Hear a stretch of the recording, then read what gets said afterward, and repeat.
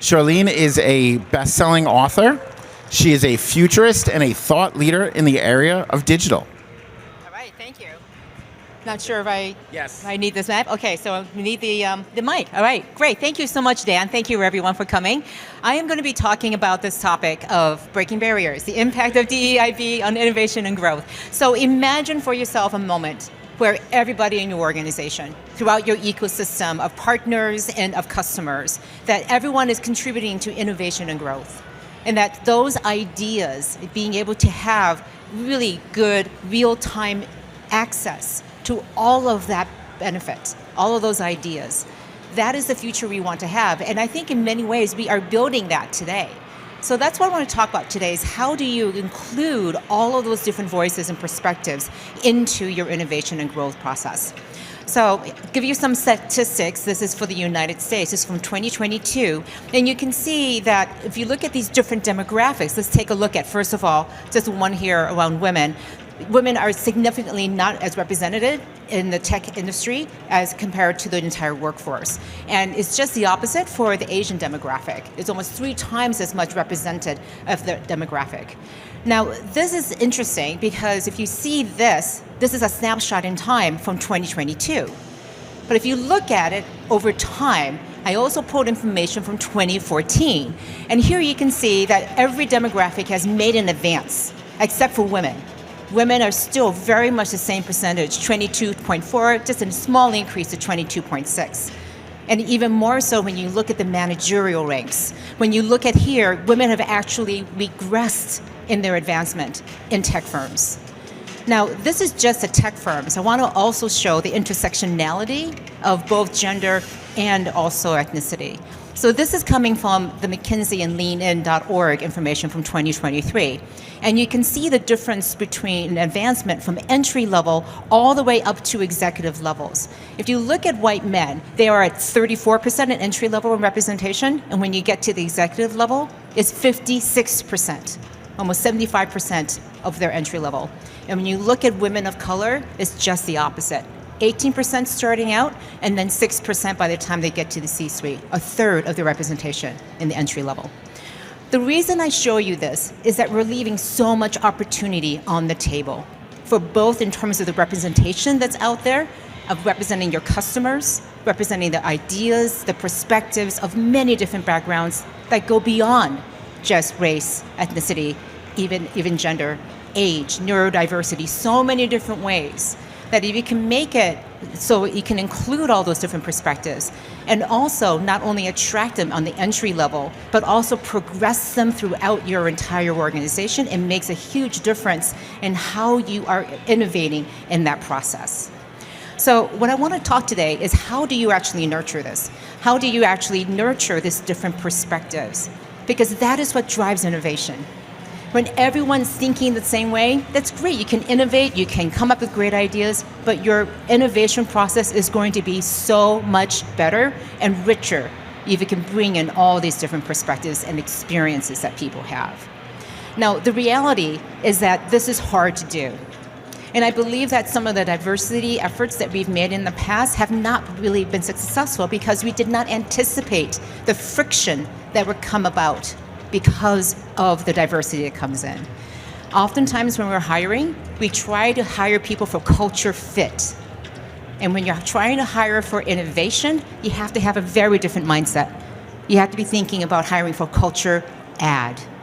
And when you're adding new elements into your organization, that can cause conflict. It can cause discussion. It's making things more complex. And if you do not anticipate that and prepare your organization, and especially your leaders for that, you won't be prepared to take advantage of those different perspectives. So I do believe that friction is the source of innovation and growth. And that friction is actually a positive force, not something to be avoided.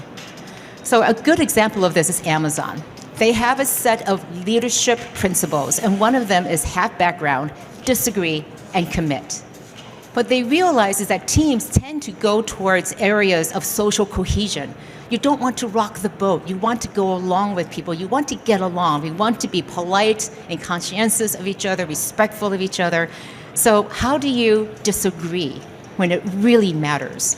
When innovation is on the line, when you have a different point of view, because you have a different point of experience, or you've done some research, or your background is different, how do you feel comfortable bringing up that different perspective?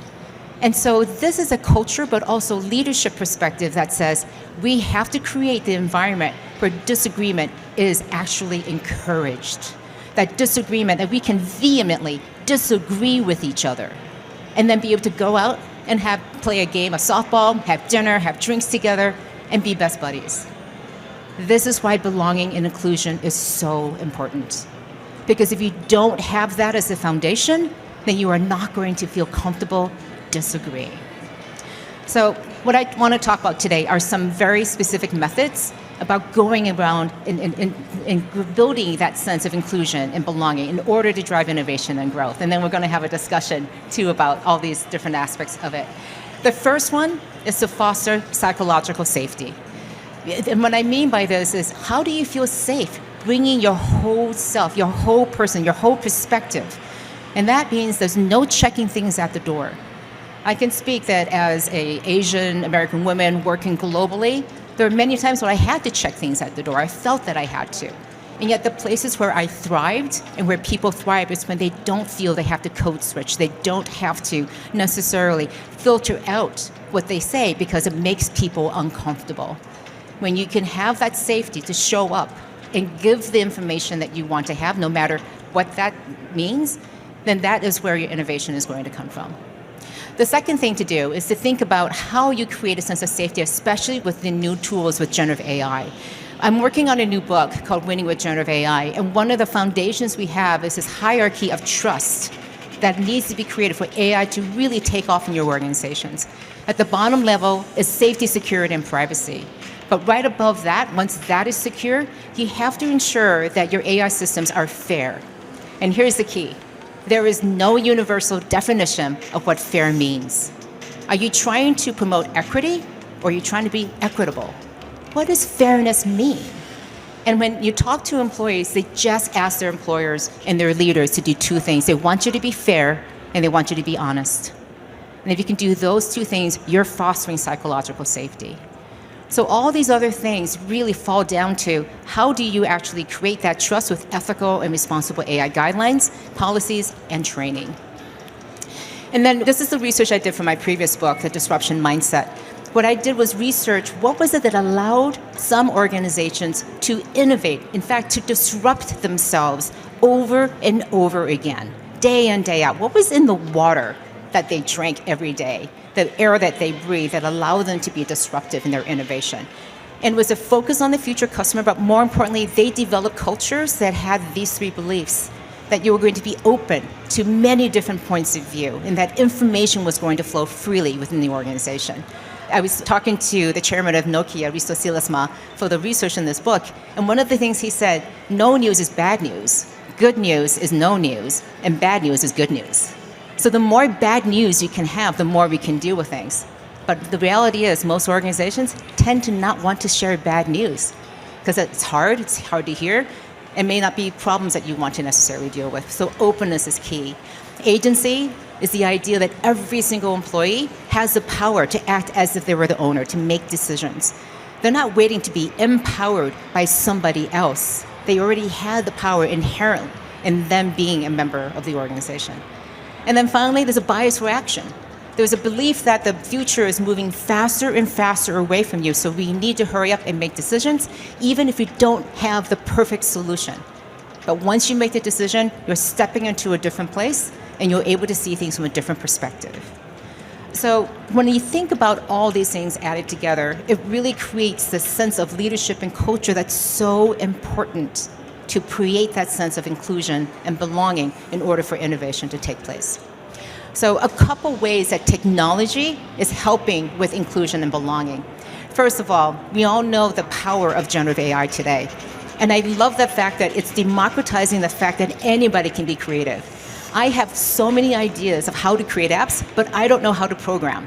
And yet I can make apps now because of generative AI. I can write songs, I can be creative, I can create prototypes. Having AI as a part and a tool of the innovation process is changing the game. The other thing that's really interesting is how translations are helping to pull teams together. So English may have been the language of business in the past, but now because of translation tools, you can work in your native language and be able to be understood. So that power of AI is definitely there today. But what's more interesting is the fact that it can also do what I call subtle translations. And what I mean by that is, let's say you're in the business side of the organization, and you have somebody else on the scientific side, on the technology side. You speak literally two different sets of languages. How do you actually interpret and understand and create a document or start a meeting in a way that the other group can understand? And so these subtle translations are also going to be extremely important in creating that sense of inclusion and belonging. You are literally speaking the language of the technical language or the business language of the people you're working with. And then also I do believe that having these different ways of working is a way to take into account that people have different styles. So some people may be visual, they may be much more auditory, experiential. I have, for example, Kanban tools that you would have to see the work. Some people love that visual ideas, other people just want a simple to-do list. So it allows you to work in the way that you want, and especially for neurodivergent workers, you may want to have things structured in a very different way to provide that executive functioning that you want to have. I'm right now integrating my to-do list with my calendar, and it's great because all I have to do is just look at my calendar and the AI tells me what I need to do next, instead of me trying to figure it out. So all of this, and I just wanted to conclude, is that we have the opportunity to use so much of the technology that's available to us today. It is constantly changing in this landscape to be able to create a greater sense of inclusion and belonging. And then that inclusion and belonging allows you to build the innovation and the growth with the technology also as a tools to be able to drive these new innovations. So I think it's very symbiotic in terms of technology, inclusion, and belonging, in terms of that whole wheel being a flywheel that supports each other. So I'm glad we're here at CES discussing this very important topic, and I welcome Dan back on stage.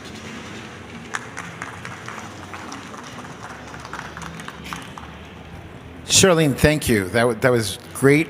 And I think one of the most important things for me was this concept of non-scientists being able to understand what scientists are saying, because I can tell you from my experience, it's very, very difficult. So just to see that larger belonging and inclusion that gets brought in with these technologies. I'd like to start with this whole concept of friction, if you don't mind. You mentioned this idea of disagreement, and here at EMD, one of our core behaviors that we look at is we call it the 3Ds, and it is this idea of, debate, discuss, decide. And what is your thought? It's aspirational for us because we find very common people try to come to consensus. People try to be more collaborative, to be more working well together. So it's almost like a bad thing to create friction. What's your perspective on how we can do that better? Well, I think it begins with having a culture of feedback. And one of the things when I was running my company, I realized that we all really liked each other, and we all wanted to be polite and get along with each other. So we had this problem. People would say, I really want to tell somebody, but I feel bad about telling them this feedback. And I go, well, do you think it would help them? And they go, yeah, absolutely. Then why are you feeling bad about this? And so we actually had to practice and learn how to get comfortable giving feedback. And it's something we don't do well as organizations. We do it maybe once a quarter, but it's not a practice that you have day in, day out. Which is great, because in the future, or even today, we'll have agents that'll help us practice giving feedback or recommend feedback for us, which I think will also equalize things, make it a bit more objective. So we will allow questions from the audience. So if you do have questions, please feel free to jump in. If not, Charlene and I will have a conversation and talk, but just let us know if you'd like to ask something and we'll jump in. So you started a little kind of touching upon some technology that you say, hey, this could really help us with the DEIB efforts. But are there other technologies that you see that would be important for this environment to help further build growth and innovation? Yeah, there are so many, and I just have my notes here just to remember what I was saying. Oh, so I talked about the democratization a little bit, and one of the things that I see many organizations do now, they're restricting who can get access to some of these really powerful tools. And so I get the question all the time, what's the ROI of generative AI? And I'm like, why are you even thinking about this? It's kind of like saying, what's the ROI of the internet? Yeah. or what's the ROI of a strategy. And so the way I encourage companies to do it, make it as cheap as possible. Make it as incrementally inexpensive to use AI to get into the hands of people who want to use it. So you don't care if they use it or not. It's so inexpensive. So I talked to one organization that has 65,000 people, and it costs them about $300,000 a year to get AI into the hands of the people who want to use it. And about 30% of the workers are using it. And so when it's that low cost, you don't care what the ROI is. But you know the ROI is because nobody wants you to take it away from them. So it's valuable. And so I think just making that democratization a reality, instead of siphoning it out, make it freely available, put the lockdowns that you want on your data, make sure it doesn't train the model, and know that you're completely safe using it. Excellent, thank you. And I think to kind of further go with this theme of friction and making us feel a little bit more uncomfortable, we talk about the positives, but what are the risks you see with generative AI and where we're headed? One of the biggest ones is bias. Yep. Because if you're using biased data to train the algorithms, for example, if you're using an AI for recruitment purposes, you may be biasing towards overrepresented populations. So you need to check and make sure, and this is why that fairness is so important. Is it biased? How do you know? Because every single data set, every single AI has an inherent bias, so you want to know what it is when you're using it. So once you know, then you can take that into account. But if you don't know, you haven't asked, then you're flying in the dark. Mm-hmm. Excellent, thank you. So kind of building on these, when you think about not only the technology, but you think about our employees, we have a very diverse set of employees here at EMD. What are the things that you think we would need to do to cater to them and to really kind of bring things that would help them bring their best selves, bring their whole selves to work? Yeah, I think there's two things. First of all, if you are in an underrepresented demographic, there's a tendency to have what I call fatigue. You're just tired from just putting up with things, having to be the only in the room, and tech fatigue can be another addition to that. So if you're talking about something that is new and different, are you going to take a chance on it? Are you going to extend yourself if you already feel like you're on the edge? And so that's the danger of bringing in a new technology and just expecting the people to pick it up when they're already sort of on the edge and not feeling completely confident about where they're standing. So taking an extra moment, extra beat to understand what are the implications for groups that may be underrepresented to be able to take that first step. I mean, if you're spending all of your energy just to be in the room, you're not going to raise your hand and volunteer to be subject number one for an experiment. No, excellent. One of the other topics in this area is the generational diversity that we have. At EMD, we have 5 generations in our workforce. Each one has a certain comfort level with how they exchange and interact with each other. They've got a different comfort level in how they use AI, how they use the chatbots. What's your perspective there? How can we kind of touch the different groups in an effective way? Oh, I love this question because I do believe that there are differences in age, and it's mostly about how our comfort level with using these tools in the way that we communicate. I have two 20-somethings. They are on the screens 24/7. I don't know when they sleep because they're always online. And I'm sitting here going, I can understand that because they form their relationships in a different way because of the way they communicate. You and I don't communicate that way. Yeah. And so being able to step into the shoes and have empathy for them and extend myself, but also asking them to extend themselves. Here's the thing. I do believe it's more mindset than age. Because I have seen people in all age groups. And I studied this when I was looking at the disruption. I looked across the age, and no one group is more disruptive than any other age group. They're actually equally the same in terms of how they adapt to change. It was fascinating. And so the difference is how we actually think about the technology. And I always encourage people who may be a little bit older and not as comfortable, instead of trying to become a master of technology, let people become that expert. And then your key skill is to ask great questions.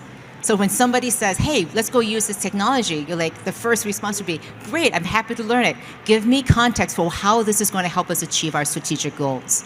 Because when you can understand why you want to do this, then you'll be much more motivated to learn and put the effort in versus saying, well, maybe I have to learn how to use it before I can understand the value. No, put it onto the onus of the people bringing the technology to you to say, Tell me what it does and how does it help us, just even a high level, so I can have context. And I'm drawn to it rather than having to be pushed towards it. No, that's excellent. And we have a lot of discussions here about this idea of falling in love with the technology and finding a solution for a technology versus having a problem and finding a solution for a problem. And I think this speaks a lot to it, and it even applies to how we use AI and these new tools. So really good perspective.